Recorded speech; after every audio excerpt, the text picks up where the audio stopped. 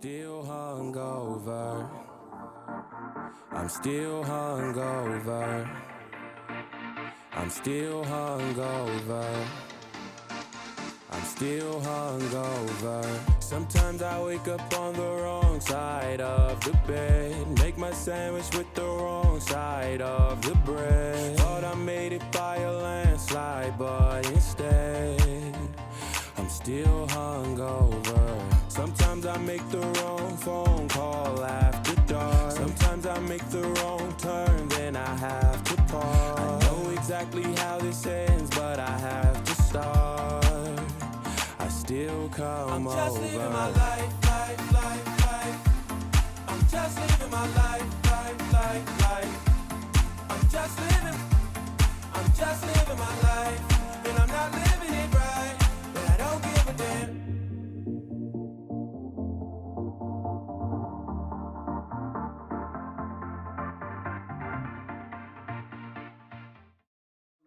Bones y'all found in somebody's backyard, y'all talking about, man. If you wasn't there, focus on what's going on in front of you right now. Yeah, so I would like to summarize by saying how Will acted at these award shows a very woman-like behavior. He reacted emotionally off of a mild-mannered joke. He acted as if a woman would, and that's why I think most women side with him, because that's not the man thing to do. Men tend not to act emotionally, and that's exactly what he did by going on stage and putting his hand and going on stage and bullying a smaller stature man who wasn't aggressive towards him or his wife. And to think that that's manly is insane. That is the most feminine thing a man could do. It's so feminine. And then he's crying and crying stuff on stage. Will, dog, look, if you gonna slap a nigga, follow through with it. Yeah. Don't start crying after you do the crime. That lets me know you're weak. It's like my daughters do stuff like that. But this a sign of a mental. Okay, let me take back weak, because weak maybe is too strong. Mental immaturity. You're not mature enough mentally to accept your actions. You're not mature to accept your own actions. You can't even accept what you've done because you're up here crying. Like you said, my kids do that. As soon as they get caught, they're first, I wouldn't even think, because you're immature mentally. You know what I'm saying? Will Smith, man, I like, Fresh Prince. That's a good show. I like a lot of his amazing movies. actor. Amazing actor, man. It bothered me because I'm a businessman and I'm all about keeping it professional. You know what I'm saying? Now, I do my best, and I've had some very unprofessional moments, but it's like at a certain point, you know what I'm saying? What kind of example are you setting? Leaders lead by example. You know what I'm saying? Now, I'm not saying that entertainers are responsible for painting the narrative for, people all over the world, but you're on a platform. When you get that type of success, it comes with a responsibility. You see what I'm saying? And the responsibility is carrying yourself in a certain demeanor. Like, you can't just drop what you're doing and go smack somebody in the face on live TV with a professional career that you have. Man, if that would have happened to me and my wife, even if he said, hey, Drew, your wife ain't shit, nigga, you motherfuckers, man, you look like motherfucking Quasimodo and them or some shit, off of the, Humpback of Notre Dame or something. I would be like, oh, okay, I got you, my nigga, after this show. Yeah. And we gonna pull up and have a conversation one-on-one. What Will did was, I wrote this down too. He said a bad tone for the blacks. Now the blacks, now y'all gonna think it's okay to keep slapping people in the face and keep being violent toward one another. A black man is way quicker to attack a black man quicker than he's attacked anybody. Maybe white people might attack, but I would say only person that attack a white person is a person that's like under the age of 17, maybe. Because those are the ones, they living with no type of worries. They don't really understand jail. Once you get past 19, 20, you can understand jail. So you're less likely to go out here and attack a white person. But if a black person says something to a black person at any age, it's a fight that can happen, especially now with the generation of people we in. I was gonna say this real quick. You see what Steve Harvey said about Kanye West with the D.L. Hughley situation? Mm-mm. Steve Harvey said, we from the era we pull up on you and fight and shit. And I was like, y'all 60. No, you don't. Y'all 60. But they is from that era. But that's what I'm saying. The mentality. This is the mentality. He not pulling up on nobody. But the mentality is still there. Okay. The mentality is this: kill black people. We go. This all it's doing. Yeah. If I slap this, niggas like, yeah, I'm a real nigga. I'll slap a black man too. Why not try talking to a black man? Mm-hmm. Yeah, they set a bad example. Like that shit crazy to me, man. You should be leading your wife, not being led. Or misled. As a man, yeah, because you're being misled. But you're absolutely right. Black men, if that was The Rock up there, or even Jerry Seinfeld, but say if that was The Rock, he not walking up there on stage slapping The Rock. I don't think he would hit Tom Cruise, Matt Damon. He wouldn't have hit Steve Harvey. He black. No, I'm saying stature too. Now he wouldn't hit Devontae Wilder. Yeah. He wouldn't have touched him. He wouldn't have touched Mike. I'm trying to think of comedians. Okay, if Corey Holcomb was up there making that joke, never. He's not slapping Corey Holcomb. At all.